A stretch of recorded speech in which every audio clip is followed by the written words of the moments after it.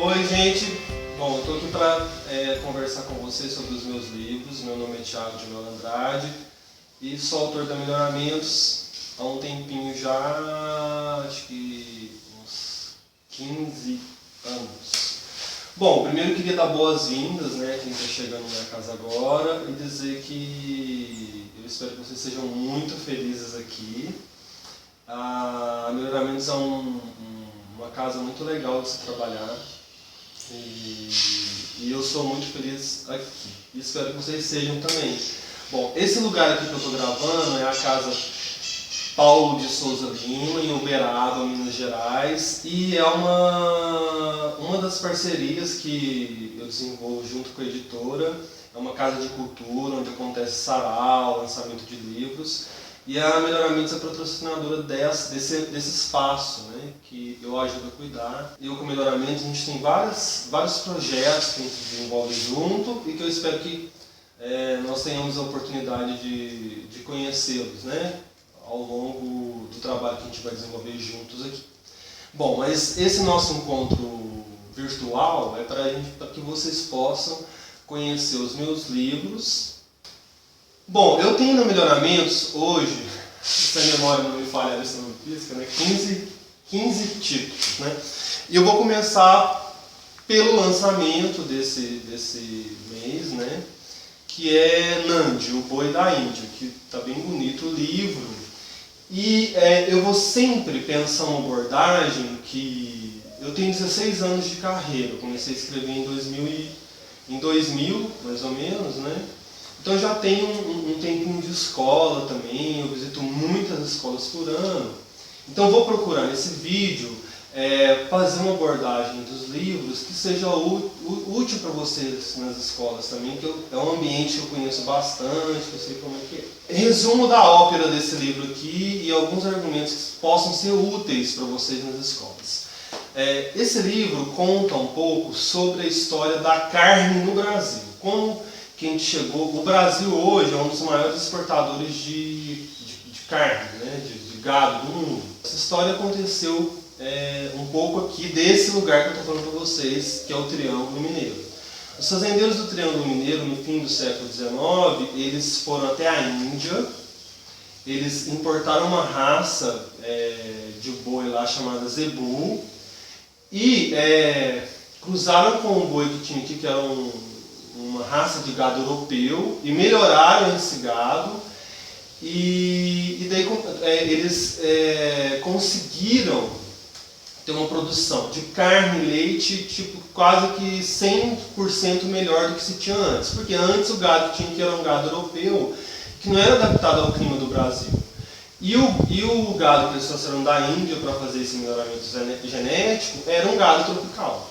Que gado é esse? É aquele boi que tem uma corcova nas costas, que é o zebu, que é esse que está desenhado aqui, bem bonito aqui na capa do livro. Então o livro ele conta essa história dessa saga desses fazendeiros. Você imagina 100 e poucos anos atrás as pessoas indo até a Índia, né, pegar esses animais e trazendo para cá, um país de maioria hindu, aonde não se come carne simplesmente, né?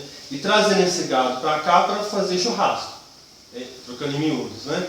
Então o livro ele trata dessa pluralidade cultural e tudo, mas principalmente se a gente for pensar um tema do livro, para vocês fazerem uma abordagem nas escolas,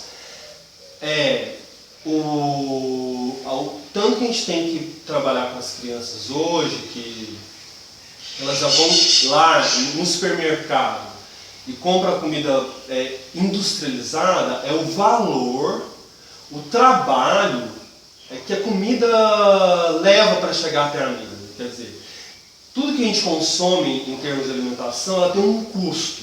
Ela tem um custo humano, ela tem um custo dos animais, do sacrifício dos animais, né?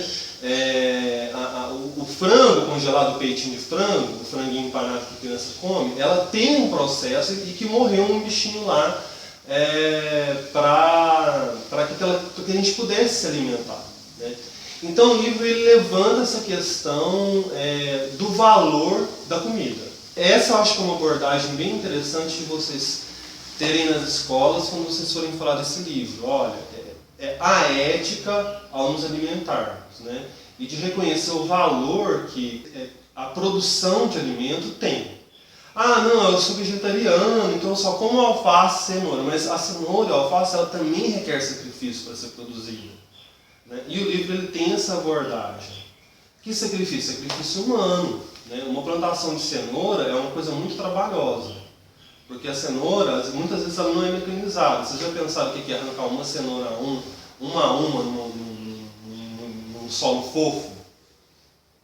Né? Quanto pesa uma caixa de cenoura para você carregar nas suas costas? Né? Então teve um sacrifício humano, de esforço. É essa reflexão que esse livro quer propor. Né? Quanto custou aquela comida para estar na nossa mesa? Custou para quem? Né? Eu tenho pela Melhoramentos, como eu já disse antes, 15 títulos. Esses títulos eles cobrem praticamente todo o Fundamental 1 e 2. Eu acho que isso é uma informação importante também, porque vocês conseguem articular adoções em várias séries, né, da mesma escola, pensando numa visita e tudo. Eu sou super disponível para fazer visitas, tá, galera? Então, só combinar, né, com alguma antecedência essa agenda. Aliás, eu adoro ter essa oportunidade de conversar com as crianças, porque dessas oportunidades saem livros, né? Tem até um livro aqui que é bem interessante, que é esse aqui, que chama Tira o Pé do Meu Direito. Ele surgiu de uma visita numa escola. Quando eu estava visitando uma escola, a menina perguntou se ela podia trocar o nome dela. Ela não estava feliz com o nome dela. E eu me formei em Direito. Eu falei, nossa, essa pergunta daria um livro e eu traria uma utilidade para o meu diploma, né? Porque quando eu me formei em Direito, eu já tinha 12 livros publicados. Então eu não fiz nem o exame da ordem. Assim, então eu já engrenei na carreira de escritor. Daí eu escrevi esse livro aqui, que é o Tire o Pé do Meu Direito, que fala sobre o Estatuto da Criança e Adolescente para eles, né? Eu peguei o Estatuto da Criança e Adolescente e reescrevi no final desse livro com uma linguagem que a própria criança possa entender a lei que foi feita para ela. A Constituição mandou fazer 2 leis específicas para 2 classes, né, de cidadãos, que é a criança e o adolescente, né, e o idoso. Então a gente tem o Estatuto da Criança e Adolescente e o Estatuto do Idoso. A Constituição ela é ampla, ela garante os direitos fundamentais que a gente tem, mas ela mandou fazer leis específicas para cada coisa. É tão importante o Estatuto da Criança e Adolescente e ter essa consciência que tem uma lei federal, que eu não vou lembrar qual é agora, que obriga o ensino do ECA nas escolas. Só que é uma daquelas leis que não pegou muito, igual a legislação de África pegou, porque também tem uma lei do mesmo nível, né, hierárquico que eu estou falando, que manda ensinar a questão da cultura africana, né, de ter uma abordagem dos temas africanos nas escolas. Né? Então esse livro aqui, o Tire o Pé do Meu Direito, ele fala sobre isso e algumas coisas, curiosidades do direito civil.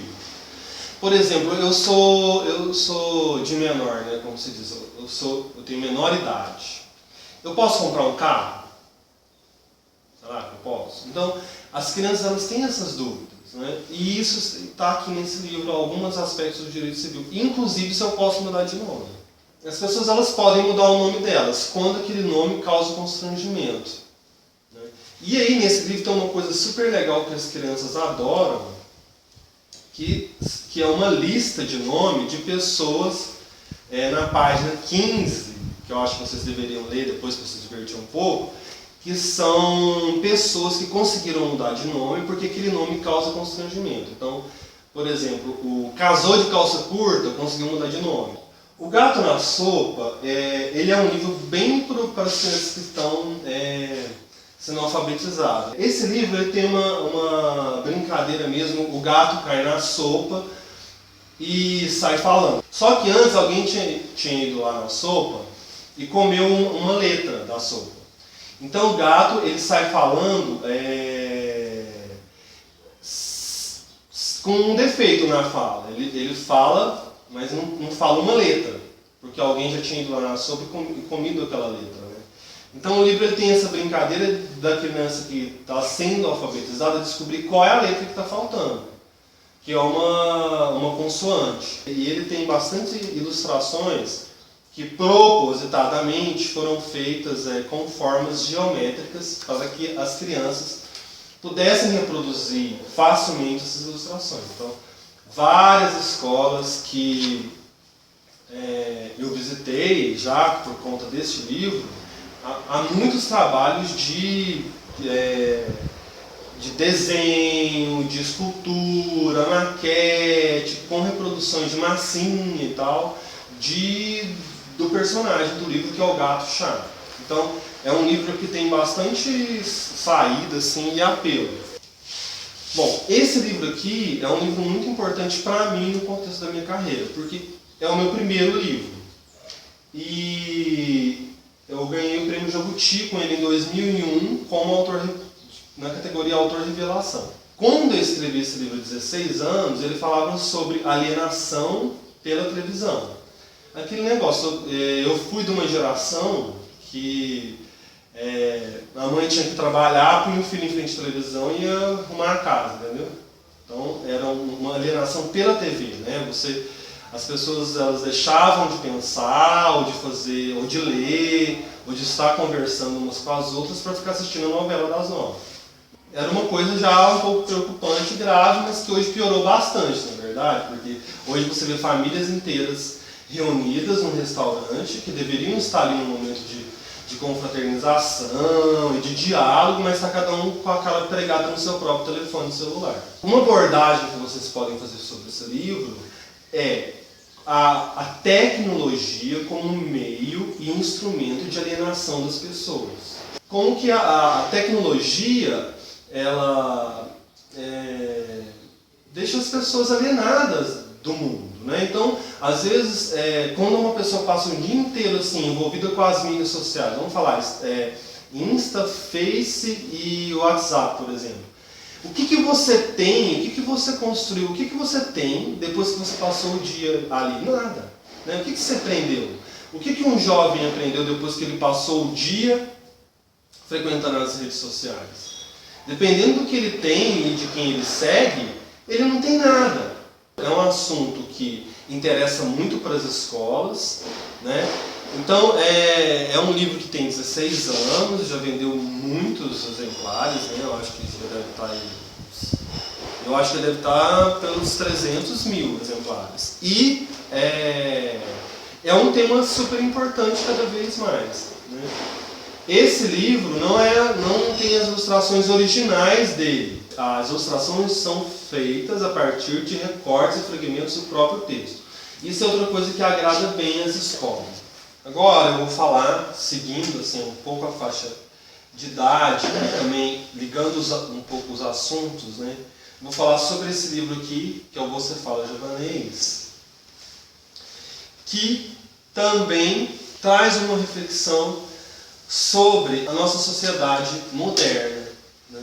A gente hoje, voltando a esse assunto das redes, das mídias sociais, né? Hoje qualquer pessoa pode publicar o que quiser, né? E manifestar a sua opinião de uma forma muito livre e tudo, mas nem sempre foi assim. Né? Conquistar a liberdade de expressão ela é fruto de um processo histórico muito lento e custoso. Então, esse livro que Você Fala Javanês é um livro infantil e ele fala sobre isso, sobre liberdade de expressão.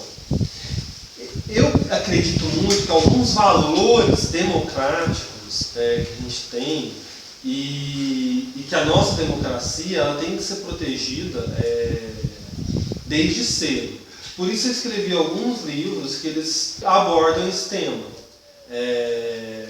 Tem um pouco a ver com a minha formação, né, que eu sou formado em Direito, e quando eu entrei na universidade eu percebi que a gente passa pela escola sem ter nenhuma noção sobre os nossos direitos.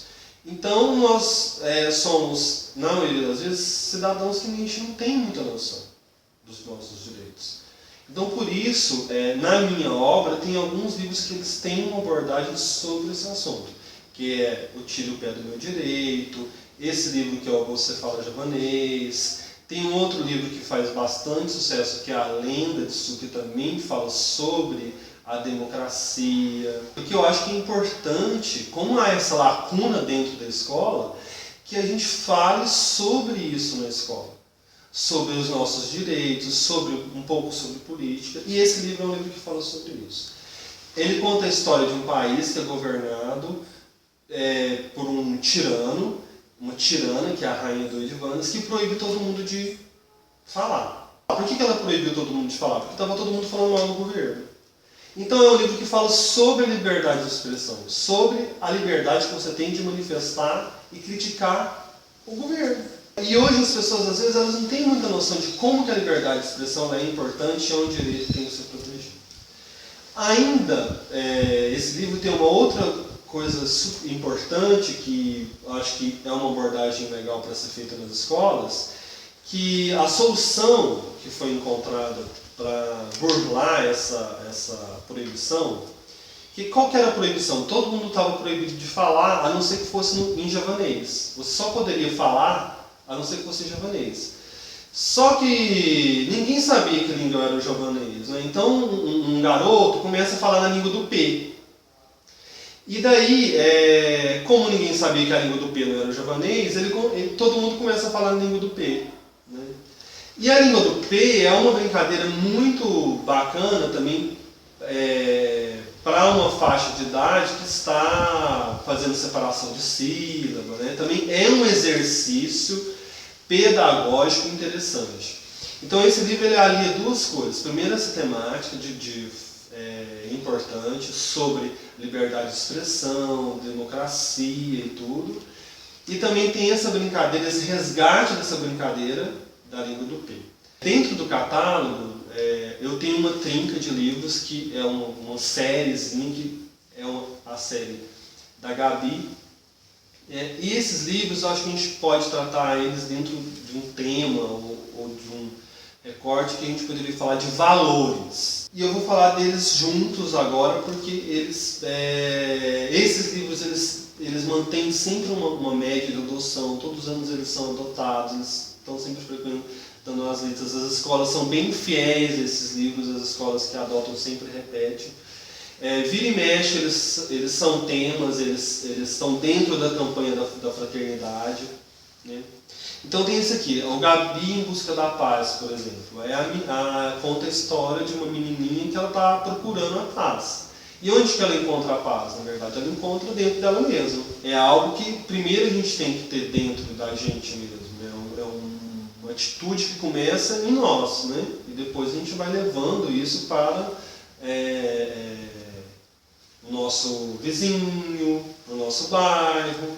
Então ela conta essa história de que ela vai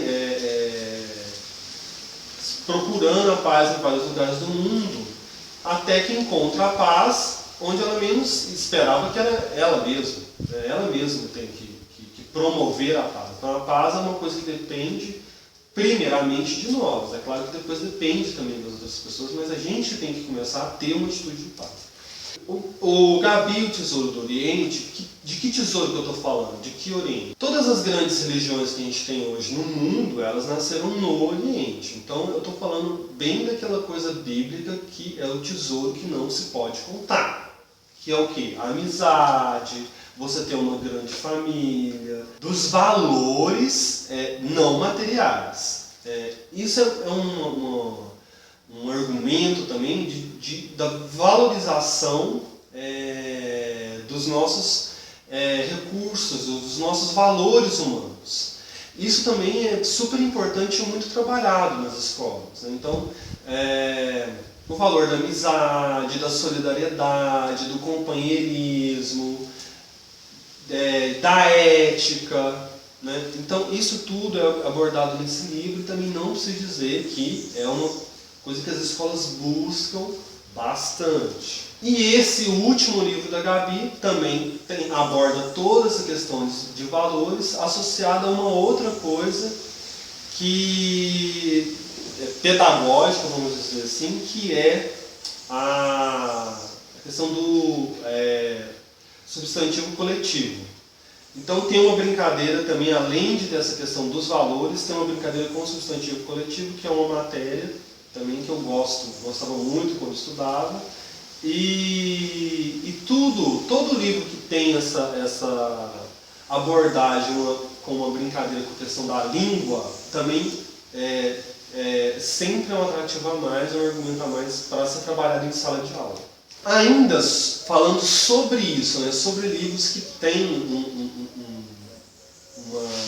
alguma coisa de textual ou da língua portuguesa para ser trabalhada.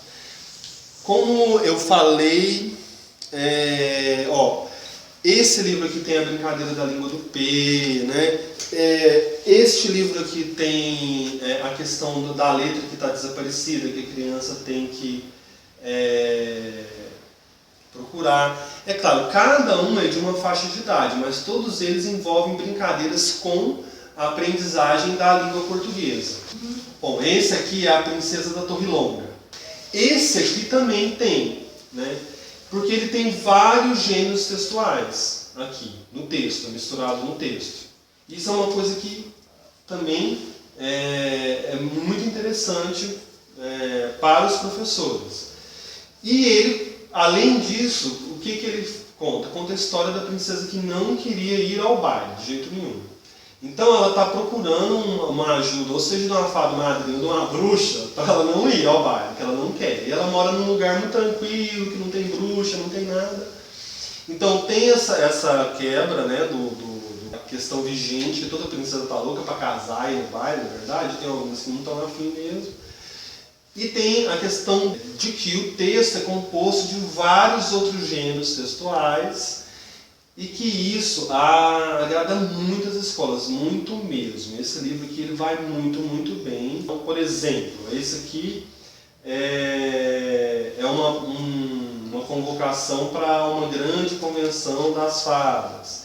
Então aqui, por exemplo, tem telegrama, tem receita de bolo, tem carta, né? Tudo isso misturado na narrativa. E isso aqui é muito interessante. E as escolas gostam de livros assim. Bom, agora eu vou falar do livro A Lenda de Su. Bem, gente, A Lenda de Su é um livro também que está inserido dentro daquele contexto que eu falei, de discutir a respeito dos nossos direitos, das nossas garantias constitucionais mais importantes. Se eu tivesse que amarrar, né, esses livros juntos, eu acho que eu faria assim, que são livros que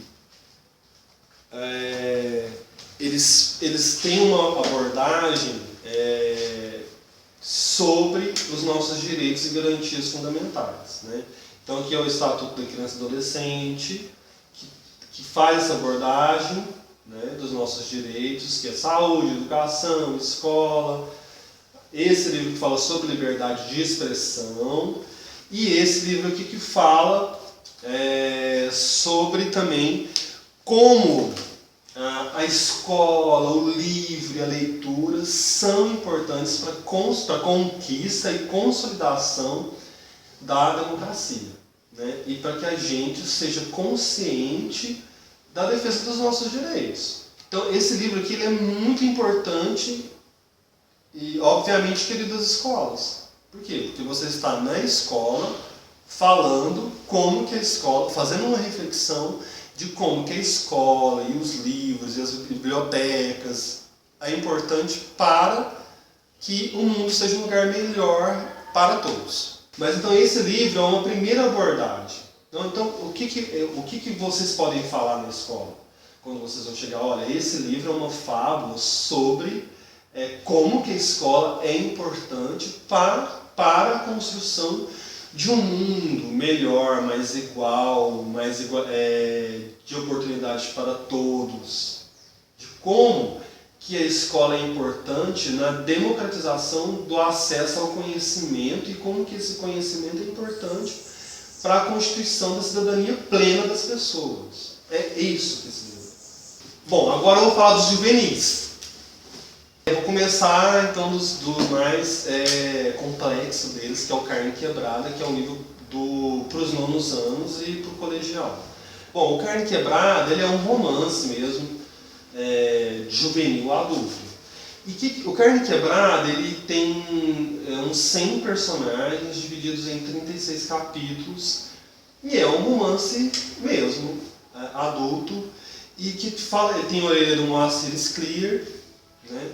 E é um livro que trata sobretudo de cultura popular brasileira, né? Carne Quebrada é uma bendição e o livro é cheio de personagens e figuras que você pode encontrar na rua em qualquer interior do Brasil. Eu imagino que esse tema seja um tema também adequado e interessante para ser abordado nas escolas, principalmente no contexto de valorizar e construir a nossa própria cultura brasileira. Né? O Brasil precisa disso, de ter isso. Né? Em especial nessa faixa de idade que a gente está falando, né? Eu imagino que a escola ela tem esse papel de adotar esses livros que tenham essa abordagem de valorizar a nossa própria identidade cultural e não ficar adotando coisas que não são nossas. Não que eu não acho que a criança tenha que ler livros que são gringos, que estão falando de uma realidade lá dos Estados Unidos. Mas eu acho que a escola ela tem que adotar e promover coisas que são nossas, né? E esse livro é um livro que tem essa abordagem. Então, acho que cabe a gente ofertar isso para a escola, que tem um outro papel. A história do vai e volta. Esse livro aqui ele ficou finalista do Jabuti no ano de 2014, 15. Não lembro. Ele é um livro sobre memória, especificamente. E memória familiar. Como é que surgiu esse livro? Esse livro eu tinha um álbum de família muito antigo na minha casa e eu não sabia quem eram aquelas pessoas, porque esse álbum foi passando de geração em geração, ele tem 150 anos, eu não sabia mais quem eram aquelas pessoas que estavam lá nas fotos. Eu comecei a inventar a história daquelas fotos. Então é um livro, sobretudo, que fala sobre a memória familiar, uma memória familiar meio inventada. Assim. Alguma parte é inventada e alguma parte é real mesmo. Né? Então são coisas que eu ouvia, histórias da minha família, mas as histórias das famílias são tão parecidas. Né? Então você pode ler coisas aqui que são parecidas com as histórias da sua família também. Mas uma abordagem para você ter na escola é falar, olha, esse livro é sobre a memória, o tanto que é importante a gente resgatar a nossa memória, e daí a gente vai voltar lá na alienação pelas mídias, pela tecnologia também. Por quê? Porque aquele tempo que a gente ficava em volta da mesa, conversando, acessando essas memórias ancestrais, familiares, ouvindo os causos lá do tio, da tia, a gente está perdendo. Por quê? Porque a gente está no aplicativo fazendo não sei o quê. Bom, O Ovo do Elefante. Ele é um livro juvenil. Quando eu escrevo um livro juvenil, o que eu tento, Thiago? Eu gostaria muito de não ser mais um escritor de livros juvenis. Né? Então eu tento que aquele leitor meu de livros juvenis tenha uma experiência literária da melhor qualidade possível, assim, dentro desse universo da literatura juvenil. Então, mesmo esse livro aqui, ele tem uma linguagem poética, literária, muito trabalhada. Assim. E o que esse livro conta? Contextualiza um pouco a questão da escravidão. Né? Tem um pano de fundo histórico aqui, que é uma menina africana. Como é que era alimentada a escravidão? Né? As tribos africanas, havia conflito entre as tribos africanas ainda lá na África, e esses reis africanos eles vendiam o produto, as pessoas que eram feitas escravas já nessas guerras na própria África, elas eram vendidas para os portugueses na costa da África. E os portugueses, eles foram, para chegar nas Índias, os portugueses eles foram contornando a costa da África. Os portugueses queriam chegar na Índia para comprar especiarias, né? Só que eles não podiam ir ali pelo leste da Europa, porque estava tudo tomado pelos muçulmanos. Nós tínhamos que contornar. Nós estamos montando fortalezas na costa da África, contornando a costa da África. Nessas fortalezas é que eles faziam comércios de escravos. Como? Eles não iam lá e escravizavam as pessoas na África, não. Eles faziam comércio de pessoas com os reis africanos, com os próprios reis africanos. Então esse livro aqui, ele conta essa trajetória. É uma menina de 10 anos que ela é feita escrava na África, numa guerra entre tribos africanas, e uma tribo africana vende ela, né, para uma fortaleza portuguesa. E daí ela vai para o Pernambuco ser escrava no engenho. Então tem tudo isso, tem a travessia do Atlântico, no navio negreiro. Né? Então esse seria, assim, vamos dizer, o tema, né, do livro, Escravidão no Brasil. Mas é, antes de tudo, uma ficção, um livro literário. Esse é deixei por fim esse aqui, que é o último livro juvenil. E ele é um livro de ficção científica. Ele tem 300 páginas quase, mas 80 páginas é de ilustração. Esse livro, outro dia um professor de química me chamou no Face que tinha gostado do livro e ia adotar o livro. É muito legal, né? Esse tipo de feedback. Então esse livro ele tem 1 bilhão de temas que podem ser explorados. O que conta a história? É um planeta sendo invadido por extraterrestres. Só que os extraterrestres somos nós, os humanos, porque a gente já acabou com o nosso planeta Terra, a gente consumiu todos os nossos recursos e a gente já tem um nível tecnológico avançado o suficiente para explorar outros planetas, né? Só que certamente esses planetas vão ser parecidos com os nossos e vão ter pessoas vivendo lá, porque se a vida desenvolveu aqui, ela vai se desenvolver em planetas parecidos, né? Nossa, e vai ter formas de vida lá. Então o livro, a primeira parte do livro é a gente chegando, invadindo e essas pessoas sendo invadidas, né?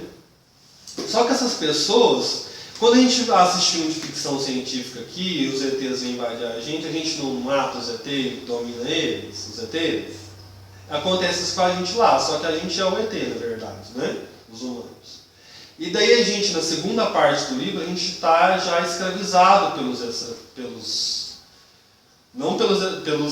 habitantes daquele planeta que a gente invadiu. Então, na verdade, o livro ele tem esses 2 pontos de vista.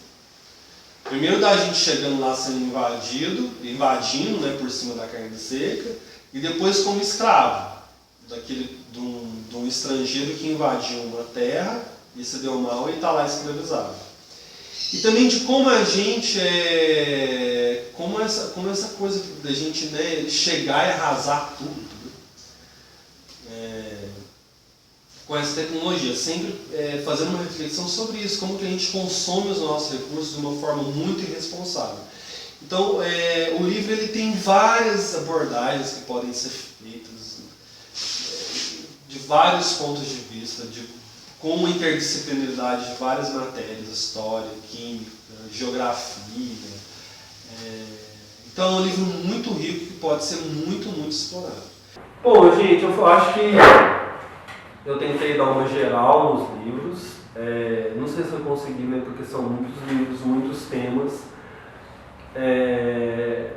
Eu acho que tem uma linha assim, que liga esses livros que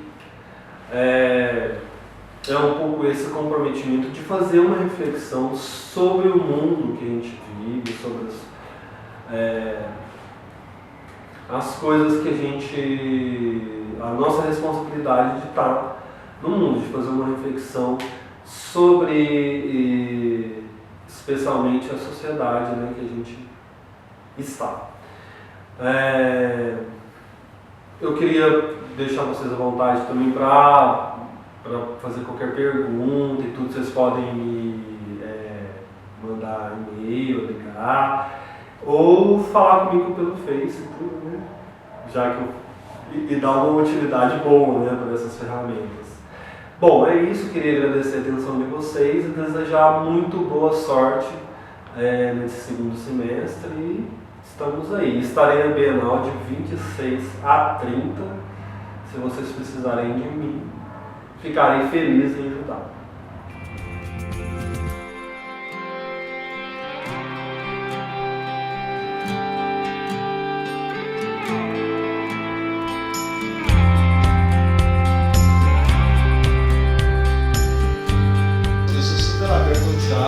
Procurar soluções, né, para que a gente possa ter alavancas, né, de vendas e de adoção de tudo.